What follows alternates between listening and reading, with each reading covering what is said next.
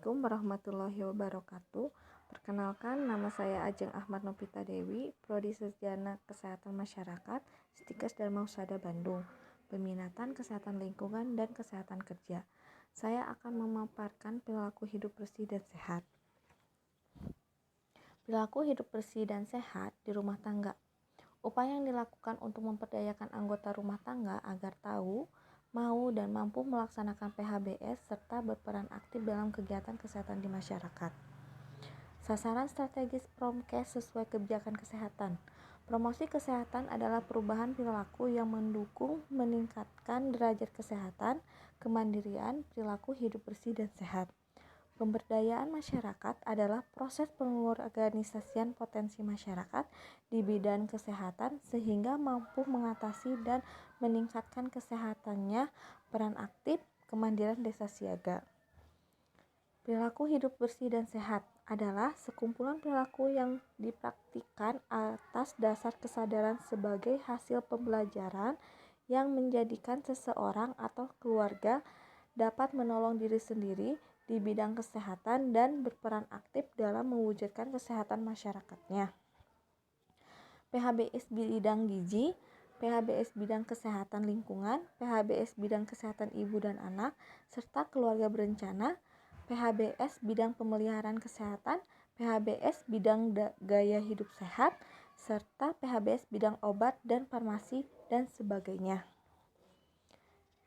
Di sini adalah PHBS yang menurut saya sangat berguna untuk masyarakat harus ketahui. PHBS bidang gizi yaitu makanan dengan gizi seimbang, minum tablet zat besi selama hamil, memberi bayi ASI eksklusif, mengkonsumsi garam yodium, memberikan bayi dan balita kapsul vitamin A. PHBS bidang KIA dan KB.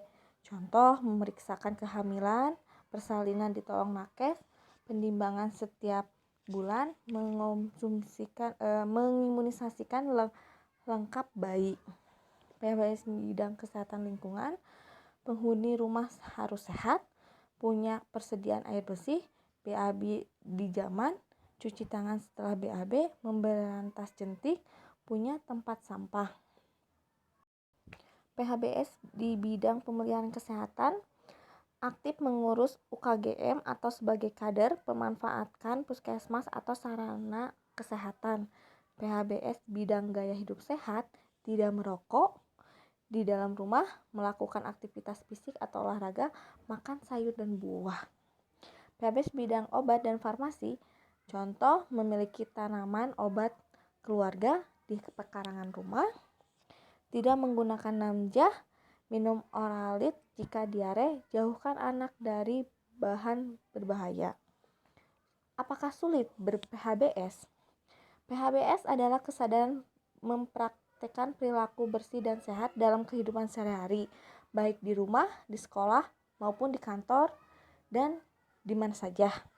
Mengapa sulit dilakukan? Perilaku merupakan penyebab terbesarnya masalah kesehatan. Hakikat perilaku, pengetahuan, sikap, tindakan. Tahu atau tidak tahu, tahu atau tidak tahu, mampu tidak mampu, dan sarana itu sangat mendukung untuk perilaku PHBS ini. PHBS di rumah tangga. Sasaran PHBS di rumah tangga adalah seluruh anggota keluarga dalam rumah tangga, pasangan usia subur, ibu hamil atau ibu menyusui, anak remaja, usia lanjut, pengasuh anak. Manfaat PHBS di rumah tangga, setiap anggota keluarga meningkatkan kesehatan dan tidak mudah sakit, anak tumbuh sehat dan cerdas, produktivitas kerja anggota keluarga meningkat, pengeluaran biaya rumah tangga dapat difokuskan untuk memenuhi gizi keluarga, pendidikan, dan modal usaha untuk meningkatkan pendapatan keluarga. Masyarakat mampu mengupayakan lingkungan sehat. Masyarakat mampu mencegah dan menanggulangi masalah-masalah kesehatan. Masyarakat memanfaatkan pelayanan kesehatan yang ada. Masyarakat mampu mengembangkan upaya kesehatan bersumber masyarakat UKBM seperti posyandu, tabungan ibu bersalin, arisan jamban, ambulan desa, dan lain-lain. Peranan TPPKK dalam pembinaan PHBS di rumah tangga. Tim penggerak PKK, kecamatan, desa, atau kelurahan. 1. Advokasi camat, lurah, kades, toma, toga pembinaan PHBS RT. 2. Sosialisasi PHBS RT di desa atau kelurahan dan KLP PKK, kelompok PKK maksudnya. 3. Penyuluhan PHBS secara individu dan kelompok atau keluarga. Pengembangan langkah-langkah inovasi. 4. Penyusun rencana pelaksanaan dan penilaian PHBS di desa. 5. Memantau kemajuan rumah tangga sehat di desa dan RT melalui pencatatan PKK tiap tahun. Apa peran kader dalam mewujudkan rumah tangga sehat?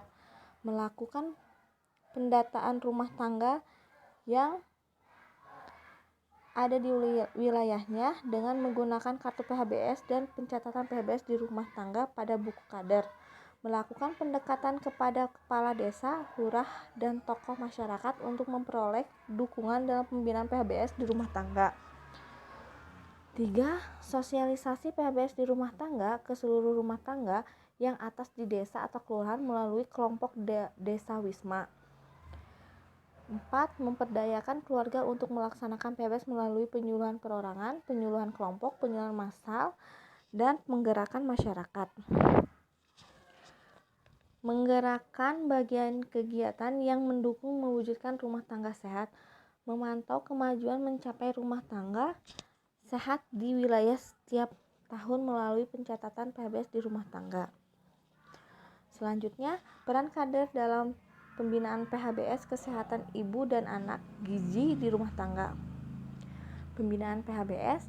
1. Melakukan pendataan rumah tangga ibu hamil dan anak baru lahir, ibu menyusui, anak balita yang ada di wilayahnya dengan menggunakan kartu PHBS.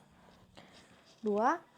Melakukan pendekatan kepada kepala desa atau lurah dan tokoh masyarakat untuk memperoleh dukungan pembinaan PHBS melalui advokasi.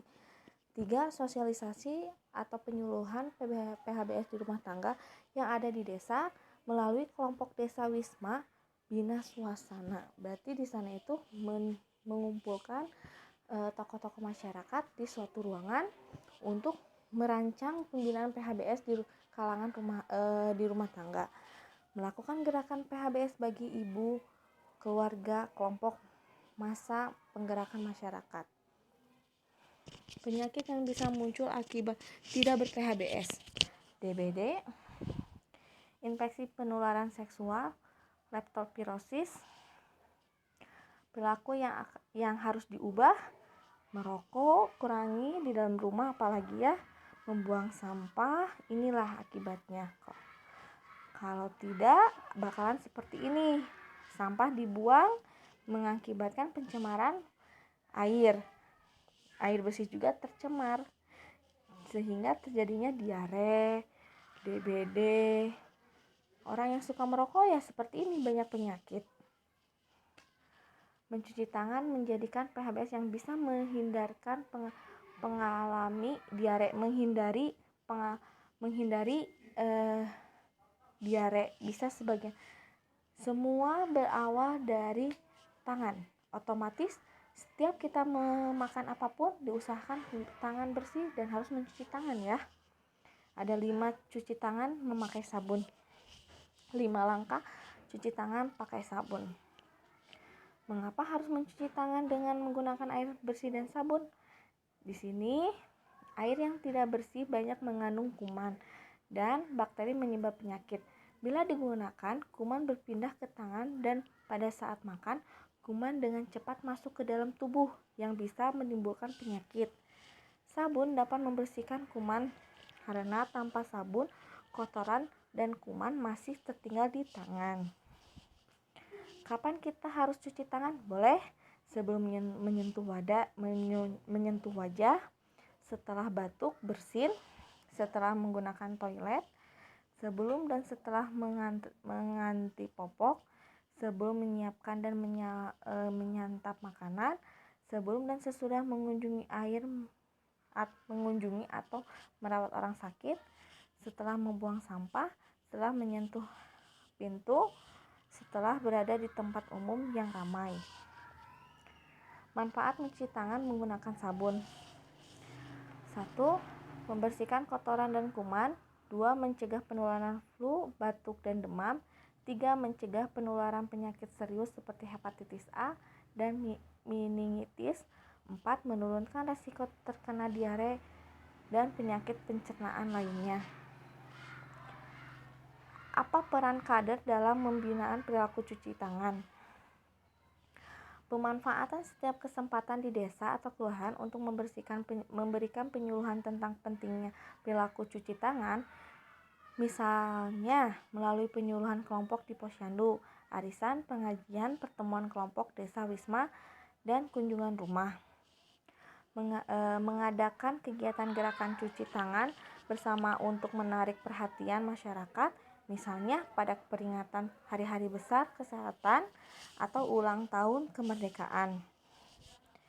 Di sini ada kartu PHBS yang dipegang oleh kader.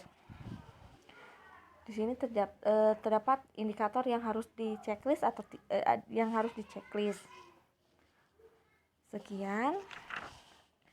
Sekian pemaparan dari saya. Mohon maaf bila banyak kekurangan.